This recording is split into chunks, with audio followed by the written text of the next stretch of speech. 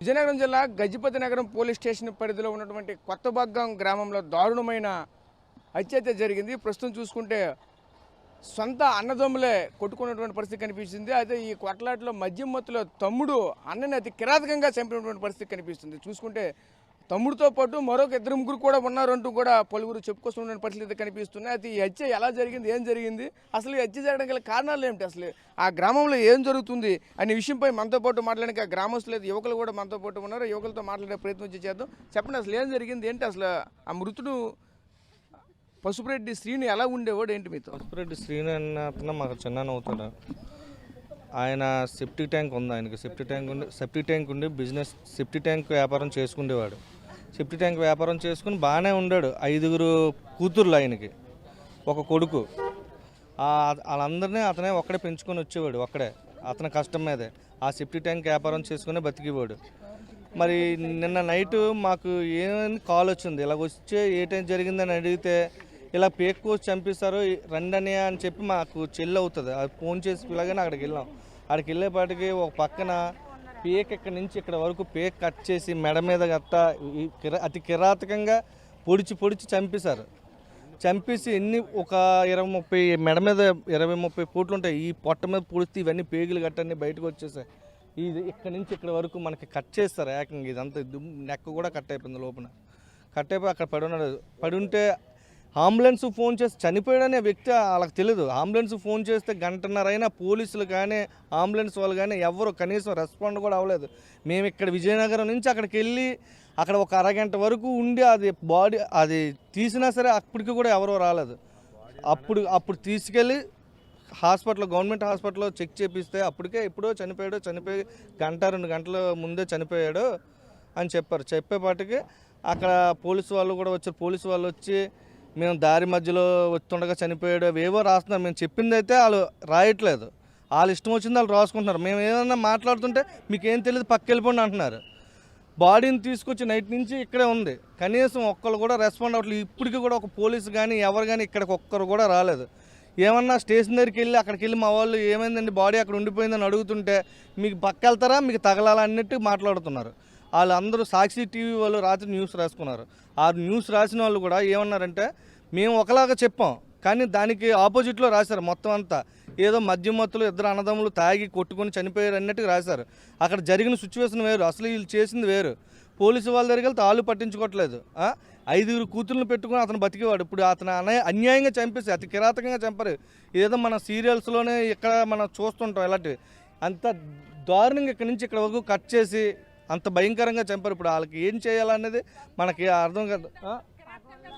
అంత కిరాతకంగా చంపడానికి కారణం కక్షలు ఏమున్నాయి వీళ్ళిద్దరు? పాత కక్షలు గట్ట ఏమి లేవండి. పాత కక్షలు గట్ట వాళ్ళకి ఏం లేదు, సొంత అన్నదమ్ములే. ఏదో 1-2 సార్లు గొడవలు అయ్యాయి, మామూలు చిన్న విషయాల్లో గొడవలు అయ్యాయి. కానీ వాళ్ళిద్దరికి 7 సంవత్సరాల నుంచి కూడా మాట్లాడలేదు. ఒక 5 సంవత్సరాల నుంచి మాటలు కూడా మాట్లాడుకోవట్లేదు.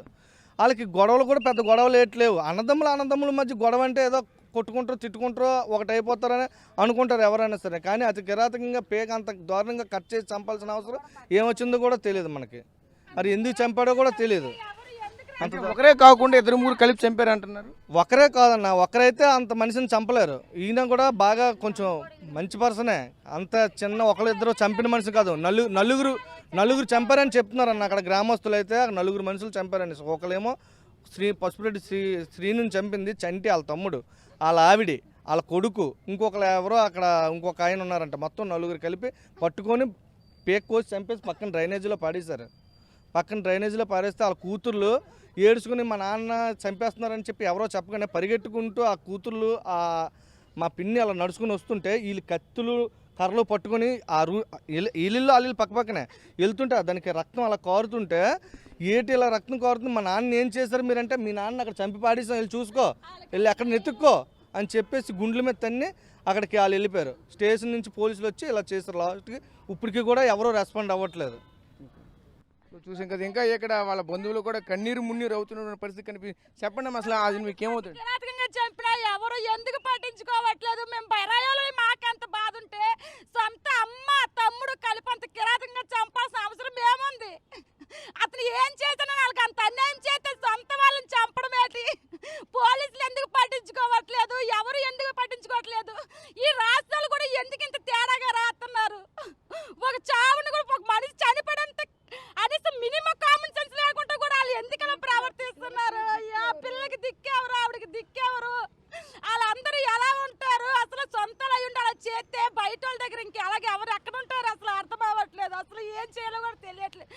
మధ్య గొడవలు కేవలం చిన్ననే అవుతాడు. మేమే ఇంత బాధపడుతున్నామంటే వాళ్ళు సొంతం అయ్యి ఉండాలి. వాళ్ళకి అసలు ఏ బాధ లేదంటే మేము ఇంకేం చెప్పాలి అసలు.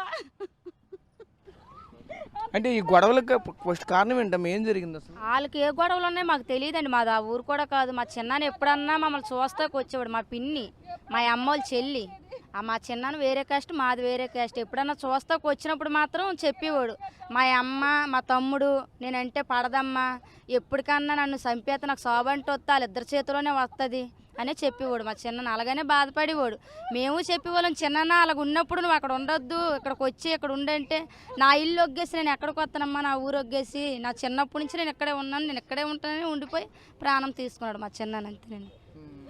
అంటే వాళ్ళ వద్ద మరి ఏమైనా గొడవలు ఏమైనా ఉన్నాయంటున్నారు? గట్ట అయితే ఏట్లే మాకు తెలిసి అయితే గొడవలు గట్ట ఏం లేవండి. వాళ్ళకి ఫస్ట్ నుంచి పడదు. ఇద్దరు అన్నదమ్ములు దేనికన్నా గొడవలు ఆడుకోవడం, తిట్టుకునే దాకే కానీ చిన్న చిన్న గొడవలే కానీ ఇలా ప్రాణాలు తీసినంత పగ ఉందాల్లోనంటే మరి మనకేటి తెలియదండి.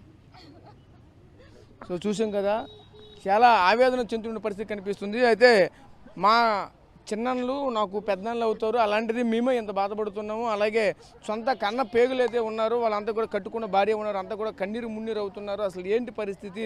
ఈరోజు ఇంత దారుణమైన ఘటనకి ఒడిగట్టడానికి కారణాలు ఏమిటో కూడా ఎవరికీ తెలియని పరిస్థితి కనిపిస్తుంది. పాత కక్షలు అంటూ కూడా ఏమీ లేవు అంటూ కూడా మరొక చెప్తున్నారు. ఏదైనా ఉన్నాయంటే ఇంట్లో ఉన్నటువంటి చిన్న చిన్న గొడవలే కారణాలు అంటూ కూడా చెప్పుకొస్తున్నారు. అదేవిధంగా మరోవైపు ఏదైతే ఆ పసుపురెడ్డి శ్రీని చంపినటువంటి వ్యక్తి ఎవరైతే తమ్ముడుగా ఉన్నటువంటి పసుపురెడ్డి చంటి ఎవరైతే ఉన్నారో అతనితో పాటు మరొక ఇద్దరు ముగ్గురు కూడా కలిసి అది కిరాతకంగా చూసుకుంటే పూర్తిగా పీకను కూడా కట్ చేసినటువంటి పరిస్థితి కనిపిస్తుంది. దాంతోపాటు ఒక పదునైన కత్తితో ఒళ్ళంతా కూడా పొడిచినటువంటి పరిస్థితి కూడా కనిపిస్తుంది. పొట్టలో పొడిచడంతో పొట్టలో ఉన్నటువంటి పేగులు కూడా బయటకు వచ్చినటువంటి పరిస్థితి కనిపిస్తుంది. అదే కాళ్ళు కూడా పూర్తిగా కాళ్ళను కూడా తగ్గొట్టినటువంటి పరిస్థితి కనిపిస్తుంది. ఇంత కిరాతకంగా చంపవలసిన అవసరం ఏమొచ్చిందంటూ కూడా ఇక్కడ ఉన్నటువంటి బంధువులుగా కన్నీరు మున్నీరు అవుతున్న పరిస్థితి కనిపిస్తుంది. అదేవిధంగా ఇంతవరకు కూడా ఇక్కడ ఉన్నటువంటి అధికారులు కానీ పోలీసులు కానీ ఎవరు కూడా సరిగ్గా పట్టించుకోవట్లేదంటూ కూడా మరొక వైపు చెప్పుకుంటున్నారు. ఎందుకంటే అక్కడ జరిగినటువంటి ఘటన అయితే జరిగింది ఒకటి, అక్కడ రాస్తున్నటువంటి ఎఫ్ఐఆర్ ఒకటంటూ కూడా మరొక వైపు ఆవేదన చేస్తున్న పరిస్థితి కనిపిస్తుంది. ఎందుకంటే అక్కడ అయితే స్పాట్లోనే చనిపోయారు, మేము తోవంట తీసుకుని మధ్య తోవలోనే చనిపోయారంటూ కూడా ఎఫ్ఐఆర్లో రాస్తున్నారంటూ కూడా ఆవేదన చెందుతున్న పరిస్థితి కనిపిస్తుంది. ఎందుకు ఎంత కక్ష సాధింపుగా చేస్తున్నారు? మేమైతే మా కుటుంబంలో వ్యక్తిని అయితే కోల్పోయాం, కానీ ఇక్కడ ఉన్నటువంటి అధికారులు కూడా ఎందుకు ఈ విధంగా నిర్లక్ష్యంగా వహిస్తున్నారంటూ కూడా ఆవేదన చెందుతున్న పరిస్థితి మనకు కనిపిస్తున్నాయి. ప్రస్తుతం ఇది ఇక్కడ తాజా పరిస్థితి. తెలుగులో న్యూస్ కి ఫాస్టెస్ట్ యాప్ ఇప్పుడు టోటలీ న్యూ అవతార్లో జస్ట్ 5 seconds లో కంప్లీట్ న్యూస్. సోషల్ మీడియాలో ట్రెండ్స్ కి one stop solution. Live TV app voice search option తో ఇప్పుడే డౌన్లోడ్ చేయండి లేదా అప్డేట్ అయిపోండి. యాప్ లింక్ డిస్క్రిప్షన్ లో ఉంది.